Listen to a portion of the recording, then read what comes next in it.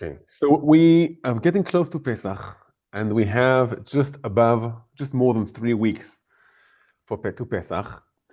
So we will learn the halachot of Pesach, and there's a halacha, a very known halacha, that 30 yom kodem lachag, or 30 yom kodem Pesach, 30 days before Pesach, we start learning the halachot of Pesach. There's a machloket, an argument, if it's only before Pesach, also before other holidays like Sukkot, maybe like Shavuot. But for sure, 30 days before Pesach, we need to learn the halachot of Pesach, since we have many, many halachot. Bdikat Chametz, checking for Chametz. What can we sell? What can't we sell? How do we kasher some of the dishes? What can we kasher? What can't we kasher? Oven. What do we do with a fridge? Counters. What food can we buy for Pesach? Do we have to look for special eggs, special chickens? What do we have to do for food for Pesach? And of course, Leil HaSeder, the night of the Seder night. It's a night full of mitzvot. We have a mitzvah of eating matzah, a mitzvah from the rabbinical mitzvah of eating maror, and telling the story to our children. So we really have many, many mitzvot when we get close to Pesach. So 30 days before Pesach, we should start learning the halachot of Pesach. So today we'll be learning the halachot of Pesach, or starting some of the halachot of Pesach. And it's highly recommended. I think if everyone spends 5 minutes a day, maybe a few minutes on Shabbat, to learn the halachot of Pesach, and that way, when we reach to Pesach, and we know what to do. Last year, if I remember correctly, we learned about checking Chametz, searching for Chametz. This year, we will just mention only a very short halachot from checking Chametz. And then we'll go to different topics. Checking Chametz, Chazal made a mitzvah of checking Chametz on the night before Pesach. On the night before Pesach, this year it's actually on Thursday night because we can't check Chametz on Friday night.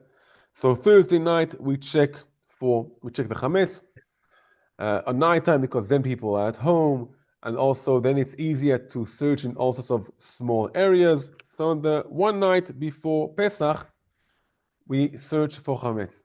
Good evening, Arnold. Now, we just started a minute ago, and now the shir moves from Zoom to personal. So we're happy that you're here. We said we are learning the halachot of checking Chametz, and Chazal said to check Chametz on the night before Pesach. And we check Chametz with a blessing, with a bracha. Al bi'ur Chametz, for burning Chametz. Although we only search for the Chametz, that's part of the mitzvah of taking Chametz out of the house. So that's the beginning of taking Chametz out of the house, is finding it and identifying the Chametz. As we said, the mitzvah, the main part of the mitzvah, is the night before Pesach. This year will be Thursday night. A regular year will be the night before Pesach. What happens if a person leaves his house early?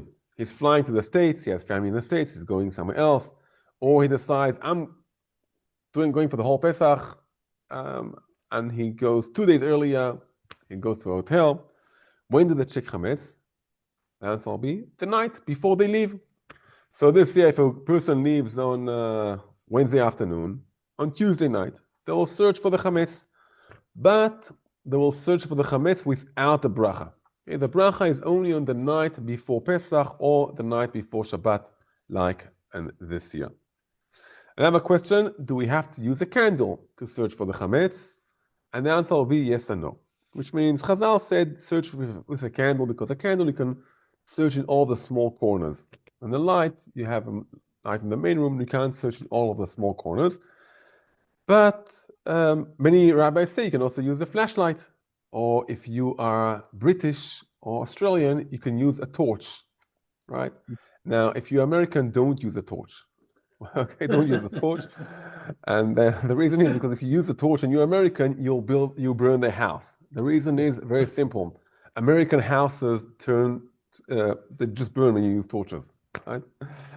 For some reason, British houses don't burn when you use torches. The houses are built differently. No, I'm joking. It's the torches are different, right? So anyway, so you can use a flashlight or a torch, whatever you are, and you can use a flashlight. What usually I do is I start checking the chametz with a candle, like Chazal said, like the main original mitzvah, and then I move to a flashlight. Okay, so that's about how do we check the chametz, and two very short halachot about checking chametz. There's a custom to hide 10 small crumbs of bread. They should be covered, those crumbs of bread, so they don't crumble up in all of the house. And there's a reason for it in the Kabbalah and other reasons to hide it. Those 10 crumbs, good evening. But you don't need to, okay? So if for some reason you forgot to hide those 10 crumbs of chametz, it's fine. Okay? You don't need to. The main mitzvah is searching for the chametz, okay? Not finding the chametz, it's searching for the chametz. Nothing. You find nothing. You searched. The mitzvah is to search for the chametz. But you know it's Yeah, you know. So if you didn't hide anything, then the main part of the mitzvah is to search for the chametz, and that's the main part of the mitzvah. And when your wife finds it, you can't find it. Yeah, so that's a problem. She wrote down where she did that. They heard that 10. We just put. So 10 is more there's a Kabbalistic reason for it, so that's why the 10 is a very of a whole. We find 10 many things. So many people hide 10. And also I found out that when someone else hides for you those 10 pieces, so you search the house better. And it's very simple, because today we start cleaning the house already a week before Pesach, 2 weeks before Pesach.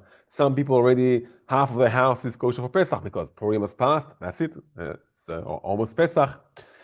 And you say, okay, fine, everything's clean, and you don't really search underneath the cupboards. And if you have kids or grandkids or dogs, so chametz can find its space to all sorts of other places. So when you know that someone hid for you those 10 pieces of bread, so you search a bit more for the chametz. If you hide those pieces of bread, they should be hidden in a place where theoretically a piece of bread can be hidden or can fall there. For example, underneath a cabinet, okay? Underneath the bed, if you have a dog or small kids, they might throw something underneath. You shouldn't hide it somewhere up high, because how will chametz get to it? And I think last year I told you a story. I'll tell you a story again this year. One year we gave my brother, he's younger than me 9 years. I think he was probably 6 or 7 years old, maybe 8 years old, to hide the chametz. So he took one of a cracker and covered it with tin foil. It was quite a big piece of chametz, and he stuck it to the wall right next to the light switch. Okay, so we came into the room, we searched the floor, looked for everywhere in the room, we couldn't find the chametz. Now we turned on the light switch. It says, you just passed next to the chametz, well, you didn't find it. Finally, we gave up, and I told him, where is the chametz? And he points at the light switch and says, you turned on the light switch a moment ago. Didn't you notice the huge piece of chametz stuck onto the wall? So I think most houses don't have chametz next to the light switch, and therefore you do not need to check chametz next to the light switch. One last halacha about the bdikat chametz. The best thing is not to talk at all from the blessing, the bracha, until the end, until we finish checking the chametz. But for sure we shouldn't talk between the blessing and the beginning of checking the chametz. Afterwards, if we need to talk for something, especially if it's part of the bdikat chametz, we can talk. But between the blessing and the beginning of bdikat chametz, we shouldn't talk. Like any other mitzvah, we should connect the blessing and the mitzvah. And so we wrapped in a nutshell about bdikat chametz. We're moving to kashering the house and the kitchen to chametz, from chametz. And that's, I think, a very, very important halacha, because all of us kasher different parts of the kitchen for Pesach. Some of us kasher dishes, some of us just kasher the counters, some of us kasher the ovens, some of us deal with the fridge. So what do we kasher for chametz and how, from chametz, and how do we kasher it for Pesach? That's maybe a very, very relevant halachot, and usually we don't meet them so much. How often do you kasher dishes in your house? Like once in a while, when someone used a milk dairy spoon to mix up a chicken soup, so but otherwise it doesn't happen so much that we need to kasher. So we'll go from the general idea and until we get to a few examples. There's a very important halacha of kevol'o kach polto. We need to kasher the dishes the same way they absorbed the taste or the flavor of the food.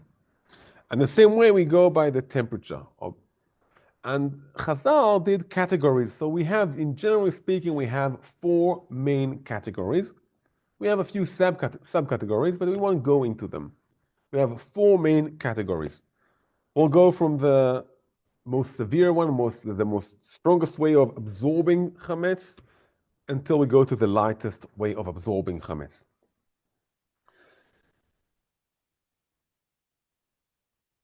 Maybe we'll add here a sentence about it. Sometimes in our dishes, sometimes we don't always see how chametz gets absorbed, because our dishes are made, some of them are made different than in the past. For example, glass, we have different glass. Some of our metal is made different.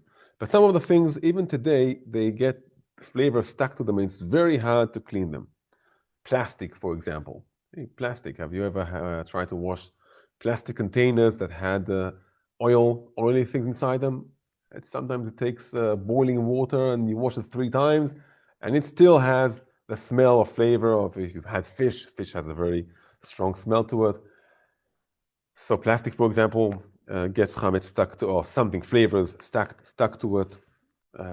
There's the cast iron pots, what we call poike. So that's an example that sometimes flavors or frying pans can get absorbed or connected to it very, very in strong ways. So we just see everything as one category, or everything absorbs. In our definition, in halacha, we have the differentiation between what's the material of the dishes, which we also have in Pesach. We don't use so much today clay. We use things which are similar to clay, a bit easier than clay. Maybe glass is made out of sand, but it changes its formation through the way it's processed. But we don't have the typical clay they used to have in the past. And in the past, typical clay, you could see in your eyes, say, the poskim says, Anan Sahade, we are witnesses.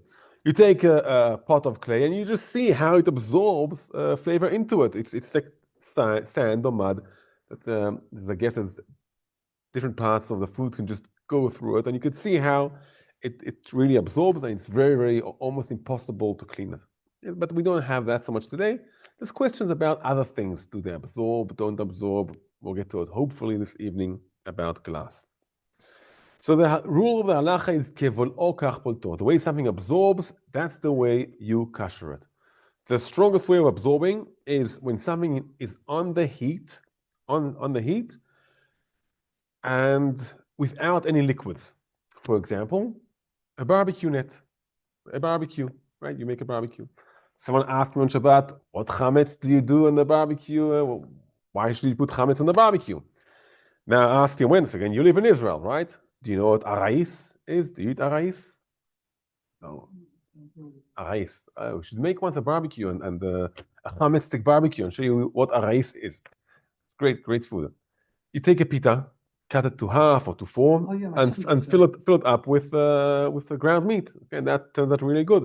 So you have a pita, a bread which is on the barbecue, and the barbecue gets chametz into the net. And that's without any liquids. There's a straight connection between the chametz and the metal of the barbecue. That needs libun chamur. Libun chamur means you put it on the fire until it becomes red. It's a few hundred degrees until it becomes red. How do you kasher that with the libun chamur? I think the easiest way, if you have a gas barbecue, you lower the net, put it straight on the flames, close the barbecue, turn it on for about half an hour. In about half an hour, when it reaches the maximum temperature, if you have the temperature measurement there, so the barbecue gets kashered because it reached for maximum temperature for half an hour. And the net itself, since it sits on the flames, so it's so hot, it becomes already red, and that's kosher for Pesach.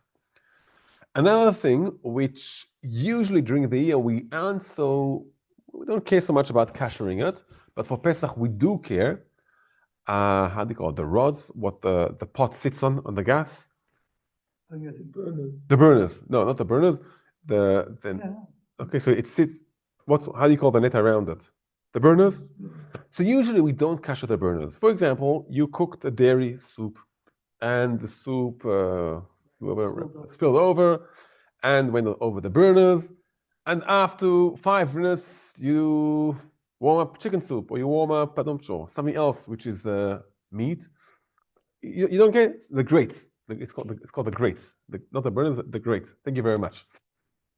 So usually during the year we don't care so much about kashering it, and the reason is because those grates, they kasher themselves all the time. They heat up all the time, and they burn whatever is on them burns all the time. So through the year, we don't pay so much attention about kashering them.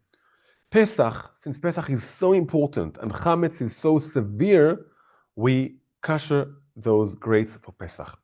How do we kasher them for Pesach? 2 options. One option, maybe the easiest option, you take the grates, stand in the queue when the city council brings the people who kasher things, you give it to them, they kasher it for you, and that's the easiest way. They do the work for you. Another way is just cover it with tin foil. You can cover it with tin foil, and then that's fine. You just need to clean it well and cover it with tin foil. Okay, so that's for the most severe way of kashering.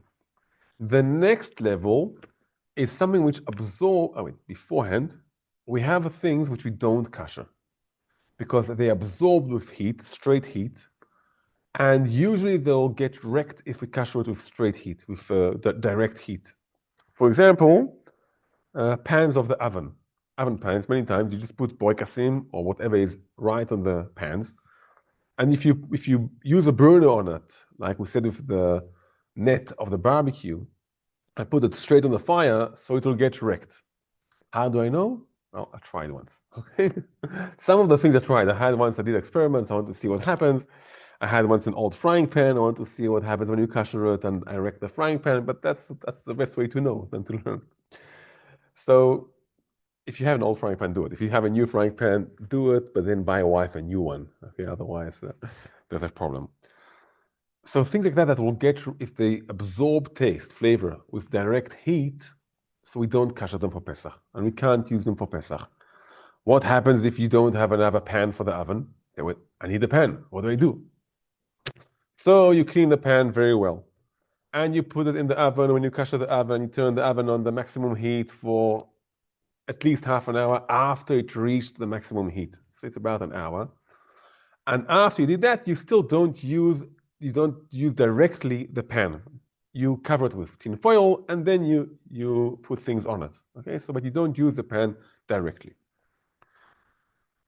The second level is something which absorbs with hot liquids. For example, pots and forks and knives and cutlery. Sometimes you put them inside the pot. You move the fixed, but there's liquids there. And the way for kashering is by hagala. What's hagala? You take a pot, fill it up with boiling water, and you take the cutlery and put it inside the boiling water for just a few seconds, take it out, wash it, and that's it. So to do hagala, you have to take a big pot. It's good to put a bit of soap inside the water of the pot, and also good not to use anything for 24 hours before you kasher them. Yes, if you need a bit of cutlery for Pesach, so you take a big pot, fill it up with hot water, clean the cutlery well, make sure it's clean, and stick it inside the pot for a few seconds, take it out, and wash it with cold water. If you're too lazy, take it to the guys of the city council, and they will do it for you. Okay, so that's about hagala. Anything that we use it for liquids, that's how we do for hagala. Pots, for example, we can take the pot and put it inside a bigger pot, and do hagala. When we do hagala for something, it doesn't need to be in the water at the same time. It's not like a mikveh. A mikveh, when we go to the mikveh and immerse ourselves, we toivel in the mikveh. So we need to be touching the water, all of the body for a split moment, but all of the body at once. That's when we go to a mikveh. When we toivel dishes in the mikveh, the dishes need to be in the water for a split of a second, but all of them together. When we kasher dishes, we don't need them to be in the pot at once. So for example, I have a long fork or something long. I can kasher some of it, take it out, and then kasher the other half of it. That's an option to do. So that's about kashering by hagala. Okay, by kashering by hagala. The next level is called irui mikli rishon. Some things never get or almost never get on them something hot right on them. They get something hot which pours on them. And for example, counters. Okay, kitchen counters. Although counters will be an argument, as we'll explain in just a moment. So, irui mikli rishon, something which never, and here I'm emphasizing the word never, also never never is on direct heat. It always gets the food on it when it gets poured on it. How do you clean that? You pour on it hot water. So for example, if you have a counter, a kitchen counter, you never got hot food on it in a direct way, and we'll explain soon why I'm saying never all the time. So you just clean it very, very well. Take boiled water inside the urn, boil water inside a big pot, and when it's boiling, just pour it carefully on the counter, and you kashered the counter for Pesach. And here we come to an argument between the Sephardim and the Ashkenazim. And since everyone here I think is Ashkenazi, so I can tell you that on Pesach, we have the harder way. Okay, the Sephardim are Mekel, more lenient in Pesach in many things. Ashkenazim are more stringent on Pesach in many things. And one of them is kashering dishes. Let's say we have a counter. How does a counter get food on it? Something pours from the pot on the counter, right? That's called irui. Something pours from the main pot on the counter. Sometimes I take the pot itself, and the pot isn't always clean on the outside. So let's say it has boiling, I made pasta, or I made cholent. I made cholent, right? Cholent is boiling, it's been on the hot plate for the whole Shabbos, and it's had a bit of barley outside of it. This pot, since it's been on the source of the heat and the heat source, is called kli rishon. It's as if it's on the fire itself. I take this pot, put it on the counter, and now all of a sudden we have 1 second. It's not just that I'm pouring something from a pot. It goes through the air, cools down a bit, and then touches the counter. We have a direct connection between the pot and the counter itself, and the pot has on it food. According to the Ashkenazi, we go by the minority. We are more stringent. The Sephardim will go by the majority. If most of the times, how does the counter get dirty? Something gets poured on it. It cools down in the air. Rov tashmisho, as the halacha calls it. We go by the majority of the way of using it. So the majority of the way of using it will be that things pour on the counter. So just pour hot water on it.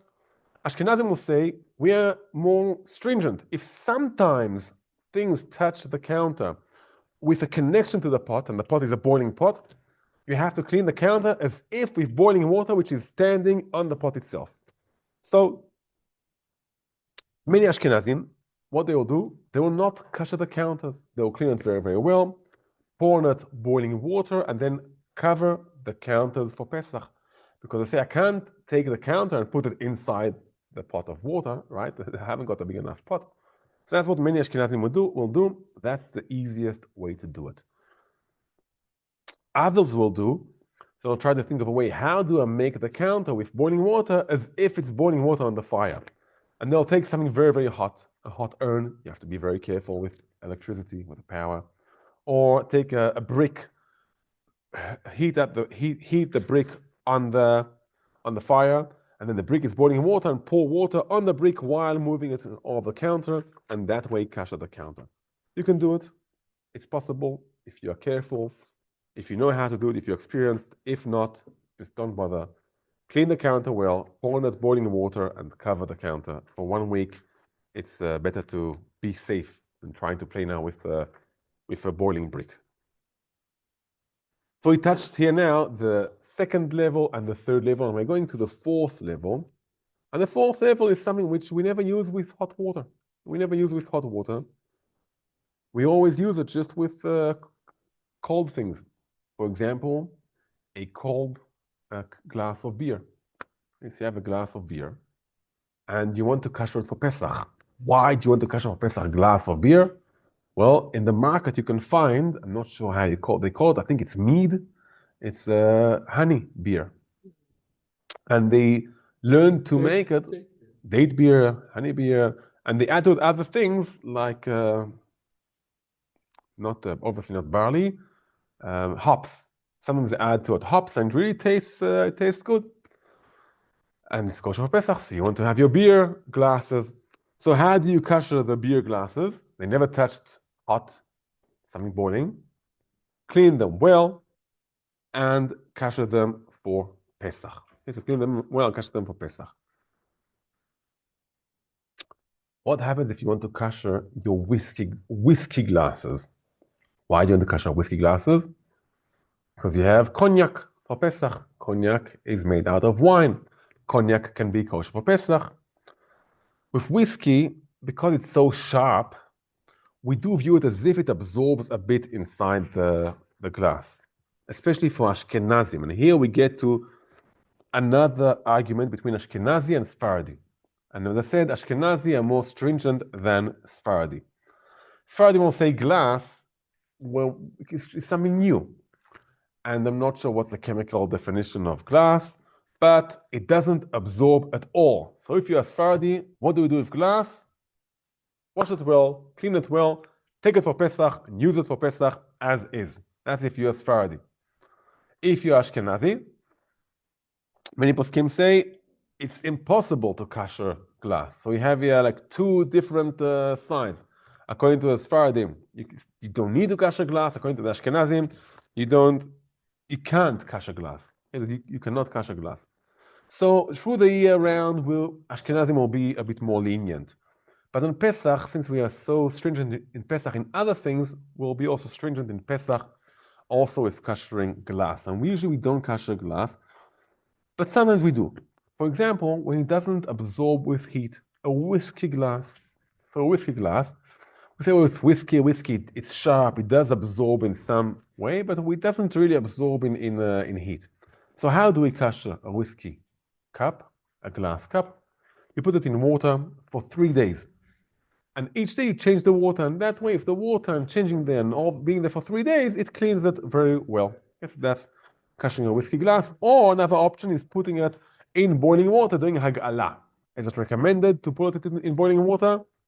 I tried kashering glass many times in boiling water. Usually it's fine. But not always. If you're willing to take the risk, it's fine. The only thing is, when you kasher glass in boiling water, don't wash it afterwards in cold water. And why? I'll let you find out by yourself. Okay, so that's so we went over very, very fast about kashering, the different categories of kashering, and hopefully next week we'll go more into different things we have in the kitchen and discuss and learn how we kasher them for Pesach. Thank you very much, Rabbi Wendy. Thank you.